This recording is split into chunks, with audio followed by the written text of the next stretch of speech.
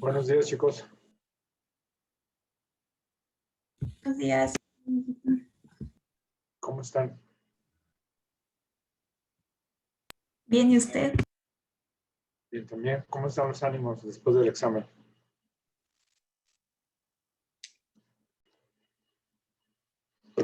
Muy bien, chicos. Pues entonces vamos a darle. Miren, esta imagen, esta lámina es una lámina muy interesante porque simboliza a Roberto Koch, que fue el descubridor del bacilo de la tuberculosis, montado en su caballo y tratando de destruir esta víbora que se entiende simbólicamente como el bacilo de la tuberculosis. Roberto Koch, un individuo, un científico muy inteligente, hijo de médicos, bacteriólogo, descubrió muchas otras cosas, inclusive recibió muchos premios, no me acuerdo si el Nobel, por algunos de ellos, descubrimientos de baciloscopía, sobre todo de bacilos, y el de la tuberculosis fue solo uno de ellos, pero descubrió muchos otros. Un tipo muy interesante. Él pensó que al descubrir el bacilo y al descubrir su germen, iba a ser fácil descubrir el tratamiento y iba a desaparecer la tuberculosis del planeta. Y resulta que no fue así. ¿Y por qué no fue así? Porque la tuberculosis es una enfermedad que afecta a pacientes con eh, alteraciones nutricionales, con estados de sanidad defectuosos. En otras palabras, la tuberculosis es una enfermedad de los pobres. Y como la pobreza en el mundo no ha podido desaparecer y al revés, parece que sigue creciendo por 1500 razones políticas, económicas, geopolíticas, etcétera, no se ha podido abatir y tal vez no se pueda abatir nunca, porque es la enfermedad de la pobreza. De la pobreza que representa la pobreza de nosotros como seres humanos para combatir esta terrible enfermedad. Es cierto, se nos aparecen nuevas enfermedades, es cierto, el COVID nos ha volteado de cabeza a todo el mundo, nos ha puesto en un año en situaciones extremas, personales, familiares, médicas. Es cierto que se ha tratado de controlar, que las vacunas están en proceso, un proceso de investigación también extraordinario por la velocidad con la que se hizo, por la gran variedad de vacunas que de pronto surgieron. Todavía tenemos problemas porque no liberan la patente de las vacunas, porque saben que es parte del poder económico. Si liberaran la patente de las vacunas, podrían hacerse en diferentes países y podría hacerse el proceso de vacunación mucho más rápido. Pero los intereses económicos mismos que les interesa que siga habiendo países pobres y países ricos, es lo que impide que esto suceda. Y es bueno parte del problema de la tuberculosis. A mí se me ocurre que el título, ¿cuándo una radiografía de tórax sugiere tuberculosis? Es lo que vamos a tratar de ver en esta plática. Pero a mí se me ocurre comparar a la tuberculosis con un monstruo de 1000 cabezas. Esta imagen representa, esa pintura representa a Hércules o Heracles, como quieran llamarle, un héroe de la mitología griega, que le es encomendada una serie de 12 trabajos para ser perdonado por sus pecados, que en este caso fue matar a su esposa y a sus hijos bajo ciertas alucinaciones.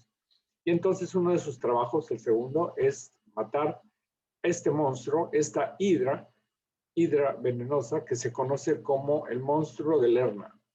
El monstruo de Lerna habitaba en unos pantanos, o sea, esta víbora, esta hidra serpiente habitaba en unos pantanos y tenía ciertas particularidades. Una de ellas es que tenía varias cabezas y cuando le cortaban una cabeza, le brotaban dos o más cabezas. Entonces, mientras más cabezas le cortaban, más cabezas le brotaban. La sangre que derramaba esta hidra era venenosa, era tóxica.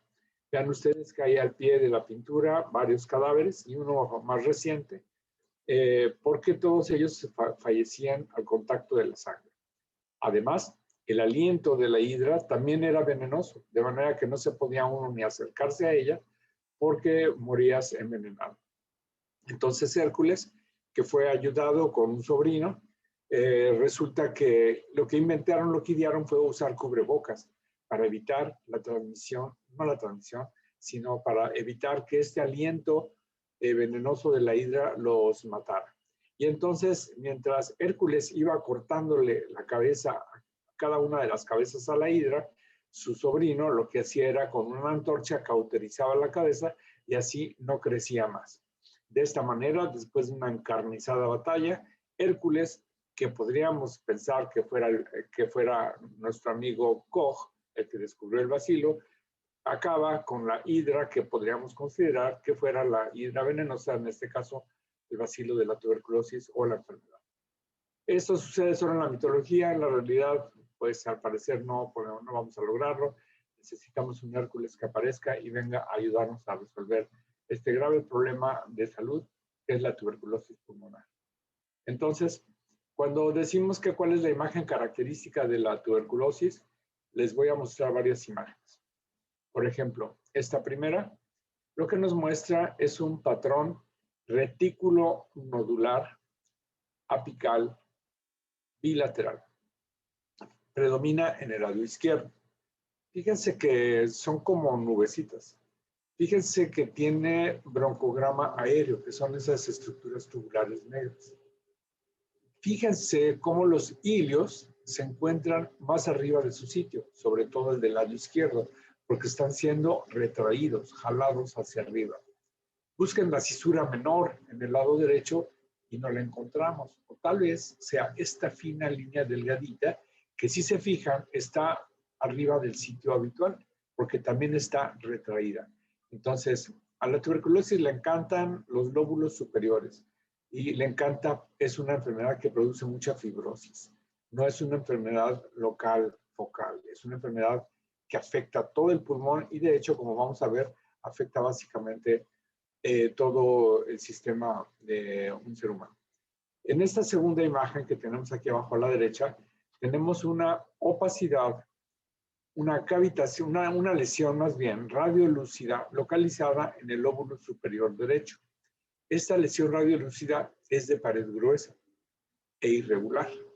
Esta pared gruesa e irregular es lo que se conoce como una caverna. Esta lesión radiolúcida de pared gruesa con pared irregular es una caverna.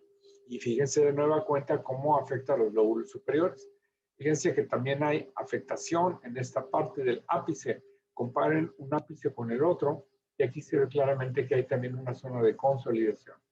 De nueva cuenta podríamos ver los hilios un poco más altos, jalados, retraídos hacia arriba por un proceso fibroso, además de un catéter central que no tiene relevancia. Los lóbulos inferiores aparecen respetados, los ángulos cardiofrénicos y costodiafragmáticos están respetados, no hay signos de enfermedad pleural. Bien, por otro lado, tenemos esta otra imagen que es un poco más difícil de valorar. Comparen el hilio izquierdo con el hilio derecho. Llama la atención que el hilio derecho está más opaco. Y no solo eso, sino que está mal delimitado y parece tener también algunos tubitos negros que representan el broncograma aéreo. Entonces aquí hay la sospecha de que hay una lesión que podría ser, por su localización en el hilio, podría ser un ganglio. Pero recuerden que los ganglios son bien delimitados y hay otro detalle. El perfil mediastinal del corazón no está borrado. Esto nos sugiere que es una lesión que está posterior. De hecho, una vez que se le hizo la tomografía a esta paciente, se demostró que había una consolidación con una cavitación en el segmento superior del lóbulo inferior derecho.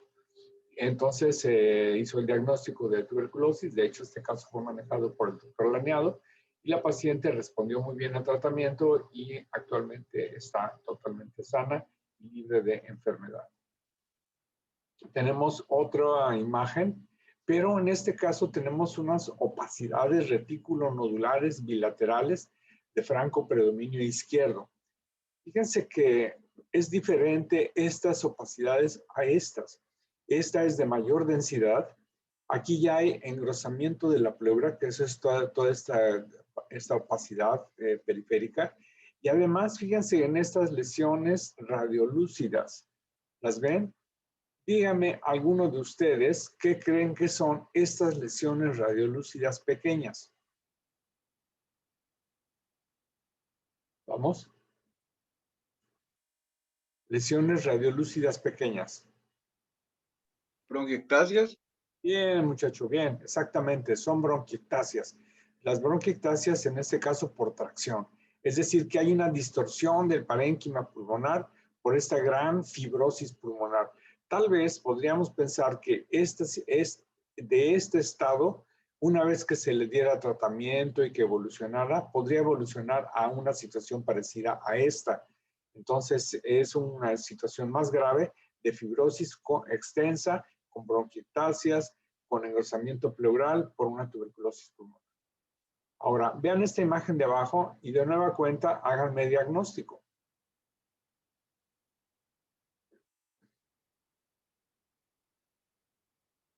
Es un diagnóstico que ustedes ya manejan muy bien. Venga, ¿cuál es? Derrame, doctor. Correcto, es un derrame pleural. Es una opacidad homogénea que hace una curva parabólica que en la clínica llamamos la curva parabólica de Damasio y eso corresponde a un derrame pleural. Entonces, no tiene mayor problema. El pulmón derecho está claro, está limpio, no hay problema. No sabemos qué patología subyacente hay adentro de este derrame pleural, en el interior, el parénquima pulmonar. Para eso necesitaríamos hacer una tomografía computarizada. Bien. En esta otra imagen que llama la atención que hay opacidades alveolares basales bilaterales. Además de estas opacidades, existe borramiento de los ángulos costodiafragmáticos, lo cual nos sugiere que hay derrame pleural también. No tan extenso como el de la placa previa, pero también tenemos consolidaciones en los lóbulos inferiores, cosa no muy frecuente en tuberculosis, porque como estamos viendo en todas las demás imágenes, suele afectar principalmente los ápices o los lóbulos superiores, pero un poco más adelante vamos a ver por qué tiene esta presentación. Ahora, esta nueva imagen que les estoy mostrando, de abajo a la derecha, tiene nódulos finos. El diagnóstico diferencial de nódulos finos, ustedes lo saben ya muy bien, pueden estos nódulos encontrarse en el intersticio y pueden encontrarse en la luz alveolar. Cuando se encuentran en la luz alveolar, tenemos los diagnósticos diferenciales de hemosiderosis y microlitiasis alveolar, que son enfermedades poco frecuentes. Lo más frecuente es que estos nódulos se encuentren en el intersticio. Y el diagnóstico diferencial de nódulos finos intersticiales incluye la diseminación hematógena de varios tipos de patología, que incluyen neumonías virales, incluye tuberculosis en su presentación o forma miliar, que incluye metástasis de algunos cánceres como el cáncer de tiroides, entre otros. Entonces, este tipo de nódulos finos no siempre es fácil verlos. A veces son muy sutiles y son de baja densidad. Cuando tenemos duda, pasamos a tomografía computarizada y ella nos va a aclarar la duda. Entonces, esta es otra presentación. Además de eso, en esta imagen, fíjense en el ángulo cardiofrénico derecho. Fíjense en proyección de la aurícula derecha. No se ve nítidamente. Comparen la aurícula derecha de todas las imágenes que tenemos a la vista y verán que generalmente se puede ver, excepto en los casos en los que hay desplazamiento del mediastino, como en este, excepto en este que hay afectación de los lóbulos inferiores. Pero en todas las demás imágenes la aurícula derecha la podemos ver más o menos claramente. Y aquí está borrada. ¿Por qué? Porque tenemos también un proceso de consolidación. Tenemos afección alveolar también. Entonces hay afectación tanto intersticial, expresada en estos nódulos finos, como en esta zona de consolidación en el lóbulo inferior. Bien, volvamos a esta siguiente imagen y de nueva cuenta tenemos opacidades reticulares, apicales, bilaterales. Fíjense en esta línea delgada, densa, que atraviesa todo el pulmón y es la cisura menor. Fíjense qué alta se encuentra. ¿Por qué? Por la retracción, por la fibrosis apical bilateral. En esta otra imagen tenemos una opacidad total unilateral. Vean la tráquea. Está totalmente retraída hacia la derecha, jalada hacia el lado afectado. Y nuestra opacidad no es homogénea, es una opacidad heterogénea. A diferencia de los derrames, que son homogéneos, esta es una opacidad heterogénea. Entonces, si recordamos nuestros diagnósticos diferenciales de opacidad total pulmonar unilateral, se encuentra derrame, que puede ser masivo, atelectasia de todo un pulmón y fibrotórax. Recuerden, el derrame lo que hace es desplazar el mediastino en sentido opuesto. La atelectasia jala el mediastino hacia el lado afectado, pero es homogénea. Y en cambio el fibrotórax jala también, pero es heterogéneo. Entonces lo que tenemos aquí es un caso grave, avanzado, de fibrotórax también producido por una tuberculosis pulmonar. Llama la atención que aparentemente no hay alteración del pulmón izquierdo, lo cual no suele suceder. Como pueden ver en todas estas imágenes, la tuberculosis suele afectar los dos pulmones, salvo algunas situaciones especiales. Otro caso más, un caso mucho más característico, vean la fibrosis apical bilateral. Hay un signo que quedamos que íbamos a revisar, que es esta opacidad en esta parte del pulmón. ¿Alguien recuerda cómo se llama este signo? Apical cap. Correcto, apical cap. Y ya tenemos varios diagnósticos diferenciales que considerar con el apical cap o engrosamiento pleural apical o casquete apical. Así se puede encontrar también en la literatura en español. Este casquete apical puede ser producido muy frecuentemente por tuberculosis, pero lo pueden producir tumores, lo pueden producir, sobre todo cuando es unilateral, lo pueden producir tumores, fibrosis de otra causa de engrosamiento pleural, etcétera. Y siempre hay que tener en cuenta la posibilidad de cáncer pulmonar, incluyendo el tumor de Pancoast, que produce lo que conocemos como el síndrome del opérculo torácico, que también hemos revisado ya en nuestro curso. Entonces, que este síndrome del opérculo torácico nos lleva al famoso síndrome de vena cava superior, que también hemos revisado ya. Entonces, esta imagen también es muy frecuente verla. Aquí hay una destrucción muy severa de todo el pulmón. No confundir esos pequeños nódulos como si fueran nódulos pulmonares, porque están simétricos y están a la altura de las partes blandas de las tetillas. Hay un poquito de borramiento de los ángulos costodiafragmáticos, pero este paciente seguramente tiene mucho problema respiratorio, mucha disnea, porque es poco el pulmón sano que le queda. Y es una imagen también bastante característica de la tuberculosis. Esta siguiente imagen, lo que nos llama la atención, comparen los ilios. Vean el ilio derecho. En el ilio derecho podemos distinguir este tubo negro que corresponde al bronquio derecho y un tubo blanco que corresponde a la arteria interlobar. Recuerden, siempre van juntos un bronquio y una arteria, que en este caso es el bronquio derecho y la arteria interlobar. Ahora vean el ilio izquierdo y debe de llamarles la atención la presencia de una opacidad circular, densa, homogénea. Pareciera haber dos, pero la de arriba es la arteria pulmonar izquierda y la de abajo es la patológica. Además, a pesar de que es radiopaca, es de baja densidad porque nos permite ver a través de ella el pulmón que existe adelante y atrás. Y además tenemos una línea blanca que corresponde a una atelectasia laminar. Esto corresponde a una adenomegalia. Es un ganglio y este ganglio seguramente está absorbiendo parcialmente el bronquio y está impidiendo que se ventile adecuadamente o se airee adecuadamente el bronquio, produciendo esta atelectasia laminar. Luego tenemos esta siguiente imagen, en la que pues es una imagen de un paciente seguramente delgado, alto. Recuerden, cada tórax es un mundo. Los invito a ver mi video de cada tórax es un mundo, que fue censurado, por cierto, por tener fotografías de Tunic. Pero bueno, ese es un paciente longilíneo o una paciente longilínea, porque es mujer, en la que llaman la atención una imagen de densidad cálcica en el lóbulo inferior derecho. ¿Por qué sabemos que es cálcica? Comparen su densidad con las costillas. Está mucho más blanca, brinca, llama la atención. Compárenla con esos pequeños vasos en los ilios, sobre todo en el ilio izquierdo. Se ven algunos vasitos que parecieran nódulos. Siempre andamos inventando nódulos en los ilios, siempre andamos inventando cavitaciones en los ilios, porque son áreas de mucho riesgo. Entonces, fíjense que la densidad de estos vasitos es inclusive inferior a la de este nódulo calcificado. Recordamos que los nódulos, las calcificaciones en los nódulos pueden ser centrales o periféricas. Las centrales suelen ser benignas, las periféricas suelen ser malignas. A todas estas se les va, bueno, a las que son dudosas o intermedias, vamos a pasarlas a tomografía. Pero una imagen como esta no amerita tomografía, no amerita hacer nada más que un seguimiento rutinario cada año como se hace con cualquier tipo de paciente, porque representa un granuloma. Estos granulomas son cicatrices generalmente por una prima infección tuberculosa, de manera que estos nódulos que se conocen como nódulos de Gone son definitivamente benignos y no ameritan ningún tipo de tratamiento ni manejo extra.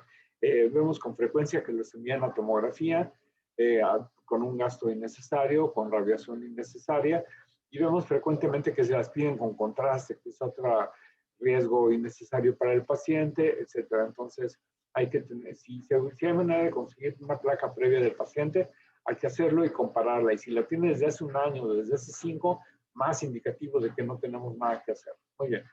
Entonces, en esas imágenes que he escogido para ocupar esta diapositiva, podemos ver al monstruo de Lerner.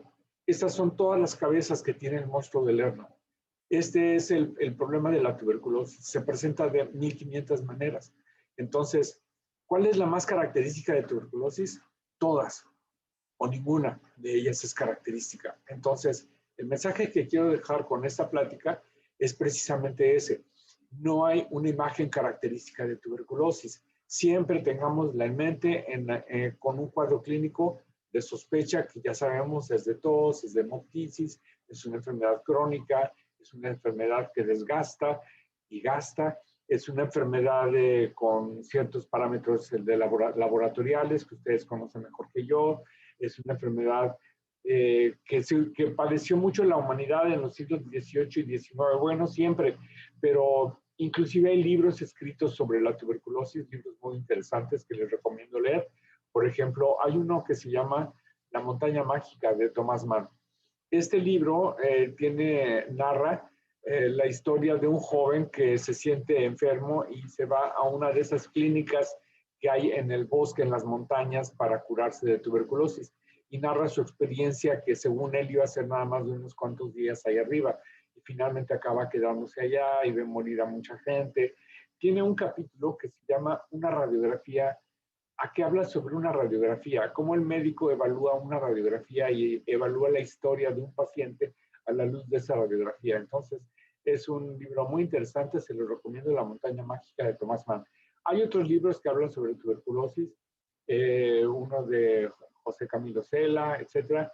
Pero bueno, el punto es que la tuberculosis nos ha acompañado desde los egipcios, donde podemos ver algunas esculturas con pacientes con gifosis dorsal por abscesos de Pott, que es la tuberculosis ósea, etcétera.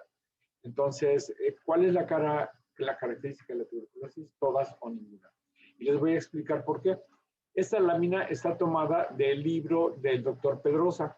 Es un libro de radiología general, de hecho es un compendio, no es un libro especializado, pero me parece que ilustra de una manera muy útil para mi presentación la forma en la que actúa la tuberculosis. Primero, como igual que la hidra de Lerner, el aliento es el que contamina con los bacilos. Y entonces estos bacilos entran por la vía aérea y producen una lesión primaria en el parénquima pulmonar. Esta pequeña infección en el parénquima pulmonar puede evolucionar espontáneamente hacia la curación.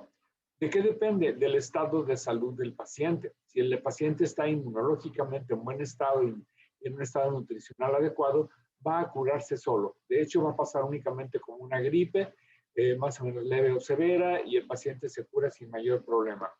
Puede dejar algunas lesiones fibrosas, algunas cicatrices en algún porcentaje de casos, como ven aquí. Y en otros puede dejar una calcificación que conocemos como el nódulo de Gone. Puede dejar una calcificación pulmonar en el 17% y puede dejar también calcificaciones ganglionares, como hemos visto, sobre todo mediastinales, hasta en un 36%. Cuando no cura, entonces, la enfermedad progresa. Y cuando la enfermedad progresa, lo puede hacer de varias maneras.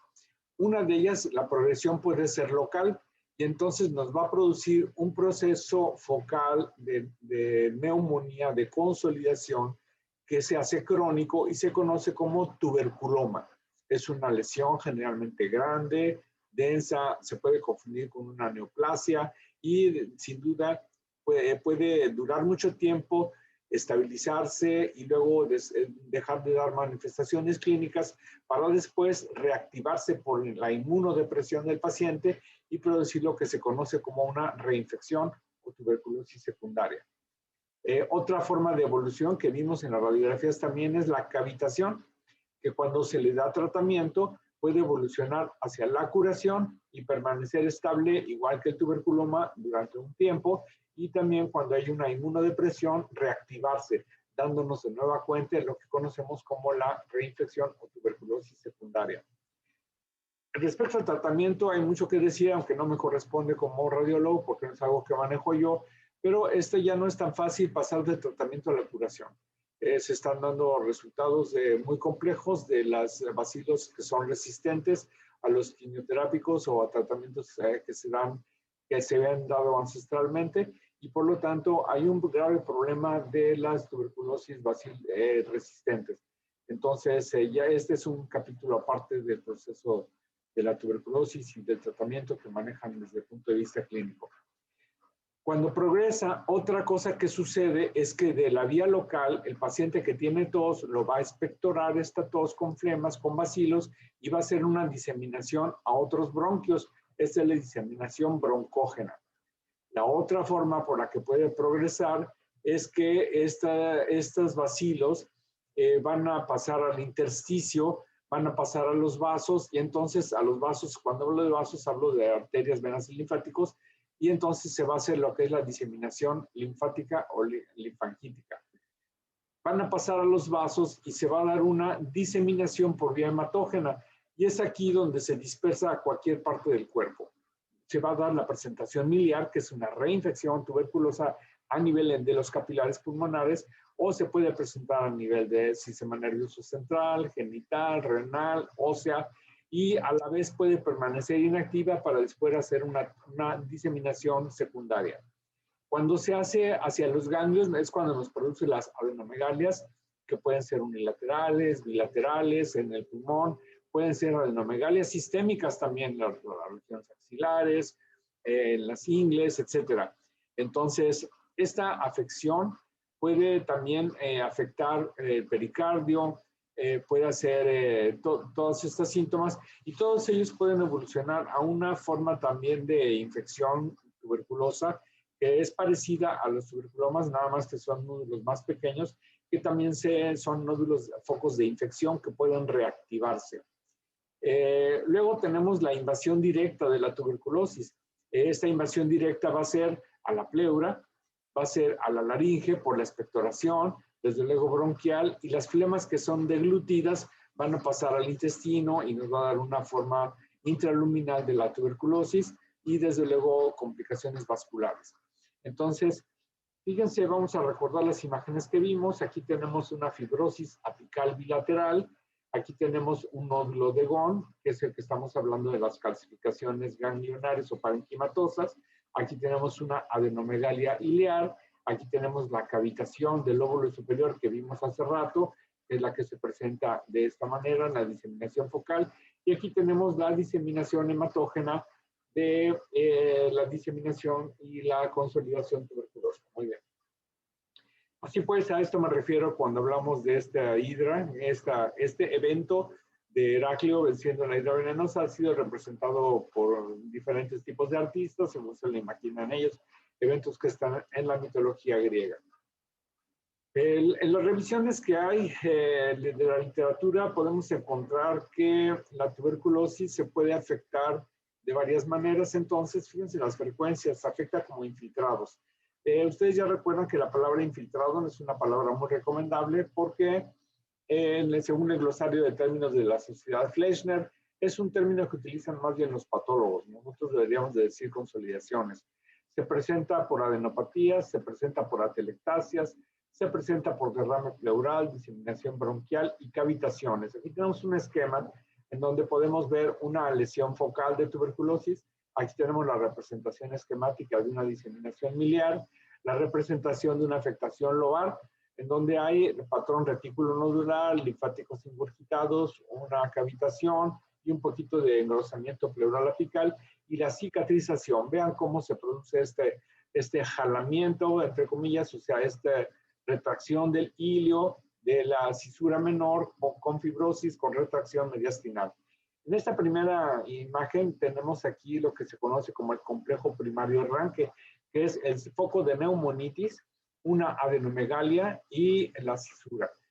A veces hay un bronquio que comunica este foco de neumonitis al bronquio, del proceso periférico al bronquio, que se conoce como el bronquio de avenamiento. Son términos pues que existen por ahí antiguamente. En los niños, y como en los viejitos, en los pacientes seniles, se puede presentar de diferentes maneras, pero en particular en los niños, fíjense que dependiendo del grupo de edad, de menor a mayor edad, se pueden presentar afectando primero como enfermedad parenquimatosa, luego como enfermedad ganglionar y rara vez como enfermedad pleural, poco frecuente. Bueno, pero en pacientes que son ya un poquito más grandes, se compromete más la pleura. Pero esta es una imagen que podemos ver de una opacidad heterogénea. Es bastante densa porque está en un proceso del que hemos llamado de hepatización. Fíjense cómo está la cisura delimitando lo que es la afección de este segmento pulmonar a este otro lóbulo. Y entonces es una neumonía que aquí está bien delimitada por la cisura, sin embargo, hacia arriba no está bien delimitada por la dispersión que se hace de esas lesiones alveolares a través de los poros de Kohn y los canales de Lambert, que son comunicaciones entre bronquios y alveolos, bronquiolos y alveolos. Entonces, con frecuencia, una neumonía se va a presentar, va a ser de origen tuberculoso y tenemos que tenerla en cuenta cuando no desaparece con el tratamiento bacteriano adecuado en un corto tiempo. Si hay adenomegalias, ahí es cuando tenemos que pensar en tuberculosis. Sin embargo, me ha tocado ver la exageración de pensar en tuberculosis en procesos neumónicos en los que les dan tratamiento antifímico innecesariamente profiláctico a los pacientes cuando no están bien fundamentados. Y me llama la atención que a niños con cualquier opacidad ya están pensando en tuberculosis y les dan un tratamiento antifímico que afecta durante 6 meses, 3 meses a un paciente. Hay que tener cuidado con eso, creo yo. Aquí tenemos otro tipo de opacidad apical, bilateral, en ambos casos. Fíjense, estas son imágenes muy características de tuberculosis. No estoy diciendo la más característica, estoy diciendo muy características porque son apicales, porque son bilaterales, porque tienen fibrosis, porque tienen bronquiectasias, porque pueden tener un poquito de engrosamiento pleural, ¿no? Aquí tenemos la radiografía que vimos originalmente, en donde hay una opacidad ileal bien delimitada de baja densidad y una banda de atelectasia. Si a este paciente le hacemos una tomografía y le inyectamos con medio de contraste, vamos a diferenciar la adenomegalia de una estructura vascular que podría ser inclusive un aneurisma. Si no se pinta, quiere decir que es un ganglio. Si tiene una densidad baja de 20, 30 unidades Hounsfield, pues puede que sea un ganglio. Entonces, así podemos descartar que se trata de una estructura vascular, confirmando la adenomegalia. Y si tuviéramos la ventana pulmonar, podríamos ver una banda de atelectasia laminar que se ve claramente en esta radiografía. Este es un caso más aparatoso, más evidente. Fíjense cómo tenemos opacidad iliar bilateral. Las opacidades iliares bilaterales, la primera posibilidad es adenomegalias. Y causas de adenomegalias también son múltiples. Claro, desde luego una de ellas es la tuberculosis, pero hay linfomas, hay metástasis y hay otras enfermedades, sarcoidosis, que pueden producir este tipo de adenomegalias. Hay que tenerlas en cuenta en los diagnósticos diferenciales. Pero si ustedes se fijan en el parénquima pulmonar, no son parénquimas pulmonares sanos. Existen opacidades alveolares de baja densidad, sobre todo en el pulmón derecho, en el lóbulo superior derecho. Tenemos múltiples opacidades que yo llamo nubecitas para que les quede claramente. Y si comparan estas áreas con el lóbulo inferior, se hace más evidente que sí existen estas lesiones alveolares. Entonces, en los niños suelen afectarse, aparte del parénquima pulmonar, los ganglios linfáticos, como vimos en la diapositiva previa. Entonces, este tipo de adenomegalias hay que considerar como una posibilidad de tuberculosis, desde luego. Por otro lado, decíamos, las adenomegalias, las adenopatías pueden calcificarse. Recuerden, toda imagen cálcica en una radiografía indica cronicidad. Esto no quiere decir que no tenga que ver con el cuadro clínico del paciente, pero hay que valorar bien si tiene relación o no con el cuadro que esté presentando en el momento de la consulta.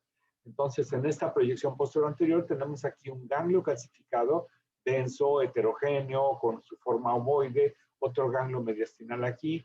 Y en esta proyección lateral, fíjense cómo están calcificados los ganglios en el mediastino anterior y superior. Otras enfermedades que producen calcificaciones ganglionares son los linfomas que han sido tratados. Pueden calcificarse y presentarse de la misma manera. Pero en el contexto adecuado tenemos que pensar en calcificaciones ganglionares por tuberculosis que se presentan hasta en un 35% de los casos. Aquí tenemos dos imágenes muy interesantes. La radiografía nos muestra de nueva cuenta un nódulo de Ghon en el lóbulo inferior derecho y además un ganglio calcificado en el mediastino derecho.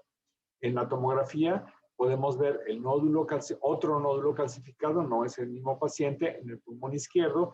Y fíjense, en el mediastino hay otra imagen de densidad cálcica que se encuentra entre la aorta ascendente y la rama derecha de la arteria pulmonar. Entonces se les voy a señalar. Esa es la aorta ascendente, aorta descendente, tronco de la pulmonar, rama derecha de la pulmonar. La rama izquierda no se ve porque recuerden que ya estamos 1 centímetro más abajo. La rama izquierda es la primera que se ve en los cortes más altos. Aquí tenemos una calcificación. Claro, ¿cómo sabemos que no es medio de contraste? Podría ser medio de contraste en la vena cava, pero habría que medirla y si mide 100 o 150 unidades, pues tenemos calcificación junto con una calcificación que es el nódulo de Ghon. La radiografía normal no excluye la posibilidad de tuberculosis. Es importante tener esto en cuenta. No es lo más frecuente, pero sí se puede dar el caso. Se puede asociar a otras enfermedades inmunodepresivas, inmunosupresivas, como serían el HIV, y entonces se asocia con la tuberculosis en un 7 a un 15% de los casos. Las presentación de nueva cuenta pues son semejantes a todas las que hemos hablado, que incluye opacidades alveolares, concavitaciones, fibrosis, nódulos finos, etc. Entonces, la placa normal no excluye la posibilidad de tuberculosis, pero sí nos deja sin un diagnóstico factible. Nódulos finos, vean diferentes presentaciones de los nódulos miliares. Y recuerden que se llama miliar por el grano de milio, que son pequeños nodulitos de la avena. Y fíjense cómo se ven estos nodulitos en un tejido parenquimatoso de un pulmón. Y aquí se ve en la tomografía, es mucho más evidente. Pero no siempre se ven tan claramente como en este caso. La enfermedad parenquimatosa, les hablaba yo de esta consolidación que se encuentra en el segmento superior. Esta es la tomografía que les decía de la paciente. Aquí está una cavitación, se manejó como tuberculosis pulmonar y la paciente está totalmente libre de enfermedad al momento actual. La enfermedad fibroproliferativa es una de las presentaciones más características, avanzada, en situación avanzada. Vean los grados de consolidación. Es muy importante tener en cuenta que hablar de tuberculosis activa solo se puede hacer cuando tienen baciloscopías positivas. Es muy difícil desde el punto de vista radiológico decir activo o no activo. Más bien, no es posible decirlo desde el punto de vista radiológico. Solo cuando veo una caverna, que tampoco puedo saber si es activa o no, pero le veo un nivel hidroaéreo, entonces sí podría sospechar que se trata de actividad. Y la otra circunstancia en la que tiene que ser activa es en la presentación miliar, porque hay una diseminación hematógena que sí vamos a considerar que es activa. Son las dos situaciones en las que sí podría yo atreverme a decir que es activa. Pero en otras circunstancias es difícil decirlo. Es más factible que en este caso, en donde hay consolidaciones de tipo neumónico, sea una presentación activa, pero es la baciloscopía quien lo define. En este caso, en el que hay lesiones más crónicas, puede ser más difícil decirlo. Sí, Leila, ¿tenías una pregunta? No, doctor, es que volví a entrar y creo que apareció. Ah, ok, muy bien. Entonces, la tuberculosis postprimaria, la tuberculosis de reinfección, si recuerdan el esquema, todas estas presentaciones pueden curarse o eventualmente ceder espontáneamente, algunas de ellas, y quedarse por ahí guardadas. Y el bacilo puede reactivarse. Y cuando se reactiva es lo que llamamos una postprimaria. O que el paciente se reinfecte por vía externa de nueva cuenta y se va a presentar de una manera diferente a las presentaciones que hemos visto al momento actual. Entonces, las tuberculosis postprimarias se van a presentar diferente y son consolidaciones ahora en los lóbulos superiores, pueden tener derrame pleural, pueden tener cavitaciones, pueden tener, como en este corte coronal de la tomografía, lesiones fibrosas extensas, algunos nódulos calcificados, que bueno, esto indica que ya tuvo su infección alguna vez y que es probable que se haya reinfectado o se reactivaron. Entonces, hay que tener en cuenta esta entidad que conocemos como la postprimaria. Aquí les presento dos imágenes de un paciente cuando tiene una lesión ya cicatricial. Vean el engrosamiento pleural, unas adherencias pleurales, unas opacidades reticulares, la cisura desplazada, jalada hacia arriba, y tiempo después cómo evoluciona, y ahora las lesiones se han retraído un poco más, han disminuido un poco más. Vean cómo el diafragma está jalado, vean cómo hay una reacción pleural que permanece, y entonces sí tenemos una evolución de 1, 2 o 3 años. No van a desaparecer estas lesiones y frecuentemente las vamos a encontrar en los estudios radiográficos de control. Las cavernas, ya hablábamos de ellas, son lesiones radiolúcidas de pared gruesa, generalmente mal delimitada, irregulares, con fibrosis alrededor de ellas.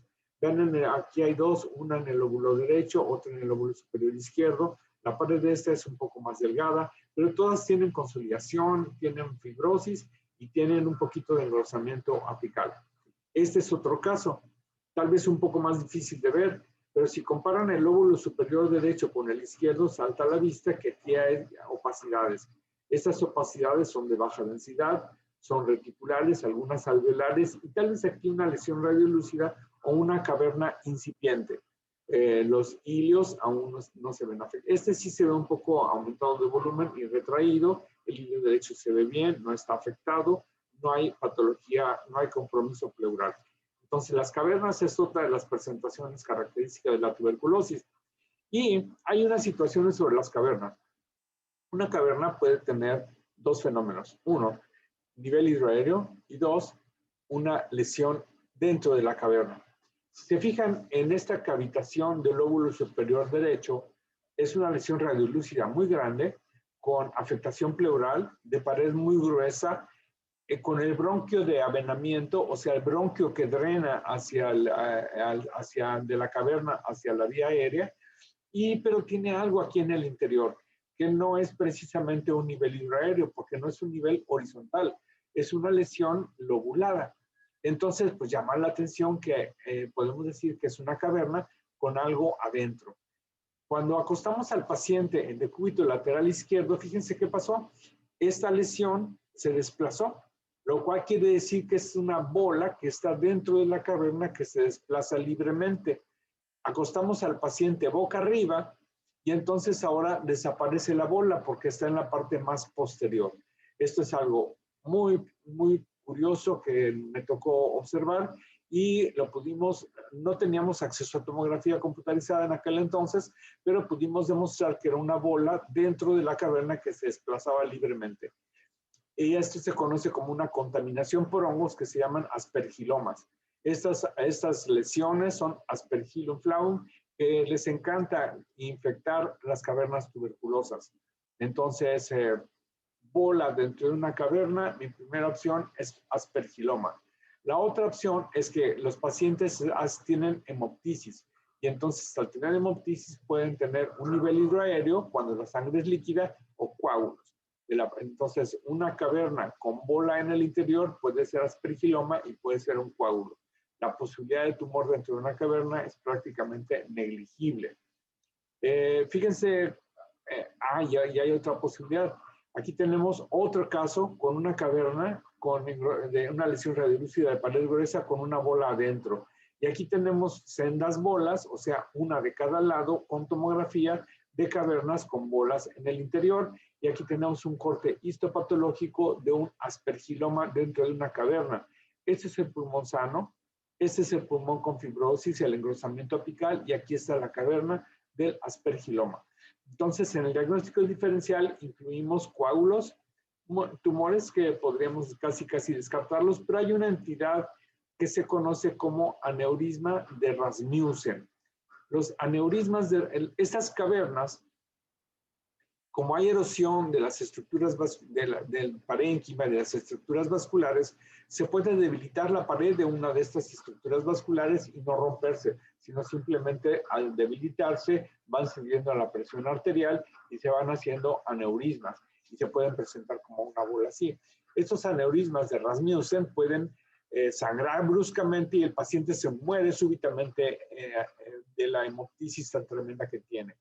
Entonces hay que tenerlos en cuenta y diagnosticarlos adecuadamente.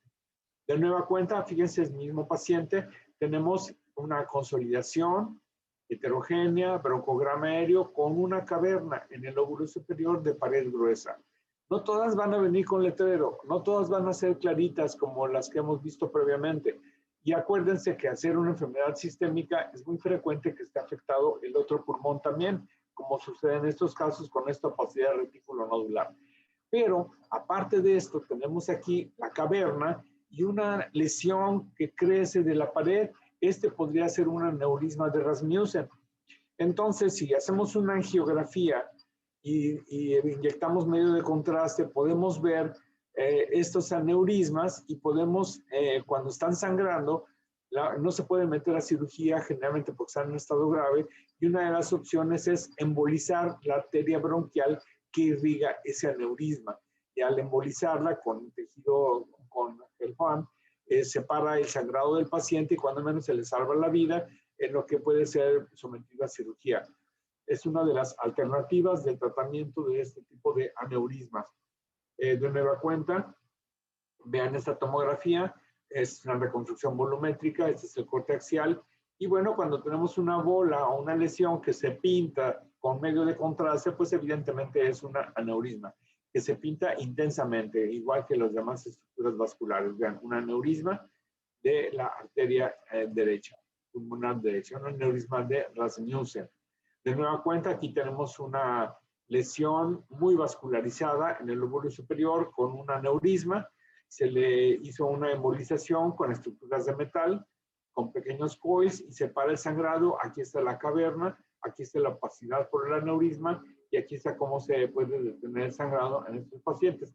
Claro que esto requiere tener todas las herramientas necesarias que no hay frecuentemente, que son un radiólogo experto, intervencionista, un equipo de fluoroscopía de buena calidad, todos los accesorios necesarios para hacer un estudio de estas características. Decíamos que cuando una caverna tiene nivel hidroaéreo, tenemos que considerar tres opciones: pus, sangre y moco. Si es pus, pues puede ser una caverna infectada o a lo mejor no es una caverna tuberculosa, a lo mejor es el signo de la canasta de un absceso pulmonar. Pero estamos hablando de tuberculosis y si tenemos una afección de todo el lóbulo superior con patrón reticulonodular, con un bronquio de avenamiento, con una lesión radiolúcida de pared gruesa, con un nivel hidroaéreo, pues mi primera posibilidad es que se trata de una caverna con sangre. Entonces hay que estar al pendiente de las lesiones con nivel hidroaéreo, cavitaciones con óvulo con nivel hidroaéreo. Los tuberculomas se presentan solo en un 5% de los casos y son lesiones nodulares muy densas, pueden llegar a calcificarse. Ya no es el nódulo de Gone, fíjense, el nódulo de Gone suele ser periférico, basal y más pequeño. El tuberculoma son lesiones mucho más grandes, de 4 centímetros, de este tamaño, y pueden simular cualquier tipo de tumor que se nos ocurra.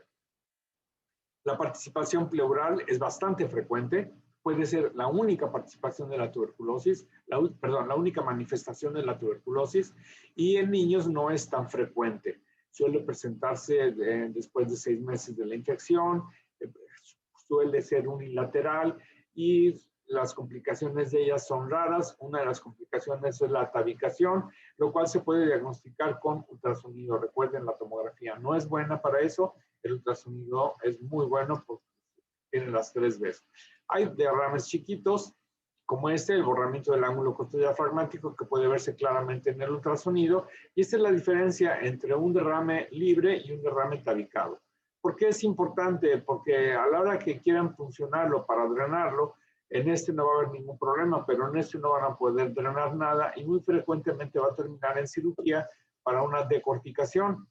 Estas derrames o empiemas pueden calcificarse y quedar ahí en forma estéril y pueden presentar calcificaciones feas, gruesas como esta, o pequeñas calcificaciones delgaditas con contenido líquido estéril en el interior. Pueden eventualmente inducir a una granuloma, una lesión sólida. Ya hablamos de la opacidad pulmonar total, que es el derrame masivo, que puede tener 2, 3 litros de líquido. Imagínense 2, 3 litros de agua en un globo, ocupa espacio, por lo tanto desplaza el mediastino. Por otro lado, la atelectasia es homogénea, jala el pulmón, pero en este caso lo que se hizo fue administrar medio de contraste a través de una sonda en el bronquio. Y vean cómo el bronquio izquierdo, que tiene contraste, está totalmente sellado. Esta es una fibrosis pulmonar por una tuberculosis. Entonces, si quitáramos el medio de contraste, tendríamos una opacidad heterogénea, que es la característica del fibrotórax. Entonces, hay que tenerlo en mente.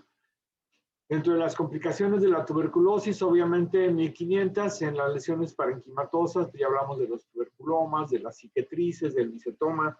De las vías aéreas está la destrucción de las estructuras bronquiales, que son las bronquiectasias, estenosis traqueobronquiales, la tráquea puede presentar estenosis, y calcificaciones en la luz bronquial, que son bronquiolitos. De las lesiones vasculares ya hablamos de los aneurismas, trombosis. De las lesiones mediastinales ya hablamos de las adenomegalias, de las mediastinitis, pericarditis. Lesiones pleurales también hablamos ya, y las lesiones de la pared que pueden infectar directamente y venir de adentro hacia afuera, o infección por vía hematógena de la piel. En este caso lo que tenemos es una broncografía. Era el estudio de elección hace muchos años, cuando no había tomografía, inyectábamos medio de contraste y pintábamos los bronquios. Fíjense, este bronquio está disminuido de volumen, tiene fibrosis, tiene distorsión de la arquitectura, y los bronquios no están bonitos y lisos como aquí. Aquí están distorsionados y todos erosionados. Y en el lóbulo superior también tenemos algunas bronquiectasias. Ya no es necesario recurrir a eso, la tomografía nos ha venido a resolver este problema.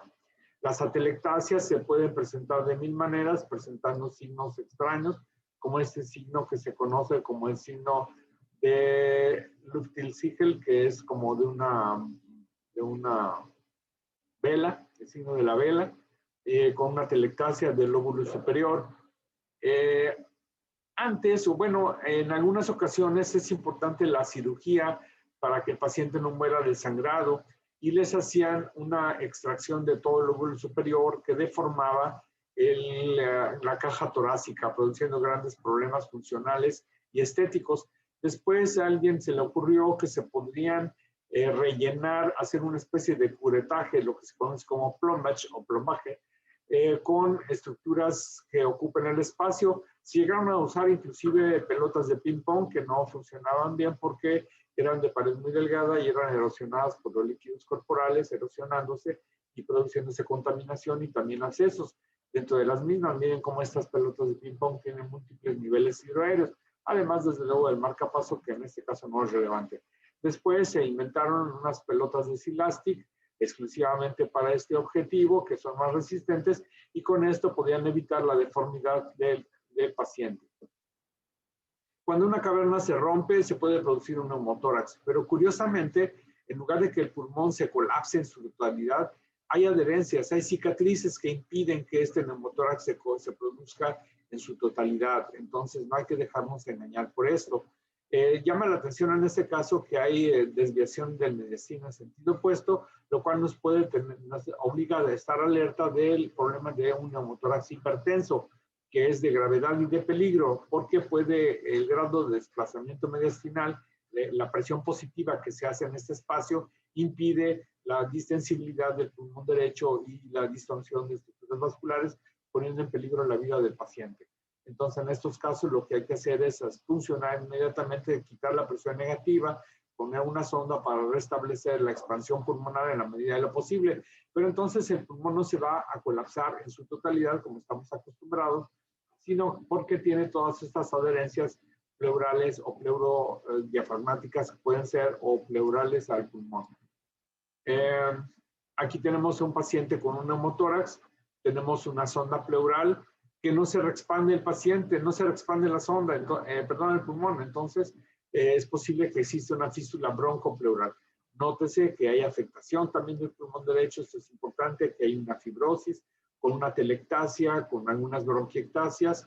Y fíjense cómo terminó esta paciente. Aquí hubo una desaparición total del pulmón izquierdo, le quitaron el pulmón izquierdo, quedó únicamente con el pulmón derecho, con esta fístula broncopleural, o sea, una comunicación completa y continua de esta cavidad que le quedó dentro del pulmón sellada hacia la vía aérea, pero comunicada a la parte externa de la caja torácica. Estas son fístulas broncopleurales. Dentro de las complicaciones hablábamos de la estenosis traqueal, que puede verse en una radiografía o en una tomografía, y nos puede llevar a problemas como sobredistensión como un mecanismo de válvula, hacer una neumopatía obstructiva. Como el moco no puede ser drenado, se pueden hacer impactos mucoides y hay que tenerlo en cuenta como una de las complicaciones. La otra que siempre les he recomendado es anexar a su diagnóstico de tuberculosis el diagnóstico de coccidioidomicosis. Siempre les he dicho, piensen en TB-Coxi como una segunda opción. Y esto tiene sus fundamentos. Estamos en una zona endémica en donde la coccidioidomicosis es bastante frecuente.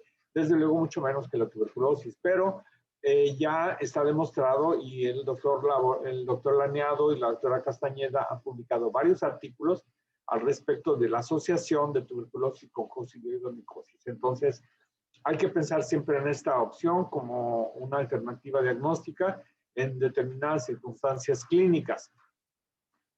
Entonces, pregunta, ¿cuál es la imagen patognomónica de la tuberculosis? Todas y ninguna. Es decir, no hay ninguna característica de tuberculosis porque hay otras enfermedades que pueden producir esto como la COXI y otras entidades, pero la tuberculosis se va a presentar como el monstruo de Lerna, con las 1000 cabezas. Entonces, tenemos que estar alerta de todas estas presentaciones. Y bueno, tal como dije cuando hice la presentación en el Hospital Ángeles, ¿cuándo debemos de pensar en tuberculosis? Cuando está el doctor Laniado presente o está cerca. Siempre debemos de pensar en tuberculosis. Muy bien, pues de esta manera es mi aportación a su conocimiento y comprensión de la tuberculosis pulmonar, que es una de las entidades que ha venido a quedarse con nosotros, según parece. Así que muchas gracias. ¿Preguntas o comentarios, chamacos? ¿O les pregunto yo? ¿Se durmieron? Bueno, entonces nos vamos de vacaciones, chicos. La Semana Santa, pero ni crean que se van a deshacer de mí, porque voy a estar posteándoles artículos, les voy a estar posteando casos. Ya me dio tuberculosis. Nos vamos a ir a abdomen. Empezamos con abdomen, que tiene la particularidad de que es muy voluminoso. Hay mucho material que vamos a tener que estudiar, así es que vayan preparándose para ello. Tal vez les empiece a postear algunas presentaciones para que empiecen a verlas en estos largos tiempos que van a tener. ¿De acuerdo? Entonces, disfruten sus vacaciones en la medida de lo posible, pero no se olviden que siguen siendo estudiantes y no se olviden de todo lo que hemos aprendido hasta el momento. Pues muchas gracias, que la pasen bien. Yo corrijo las calificaciones y nos vemos de este martes en 8 para clase. O antes, si se me ocurre que hagamos algún taller o algo por el estilo, pero no creo. Adiós, chamacos, que les vaya bien y no se les olvide. Gracias, doctor. Que son estudiantes y yo soy un trabajador, así que me voy a trabajar.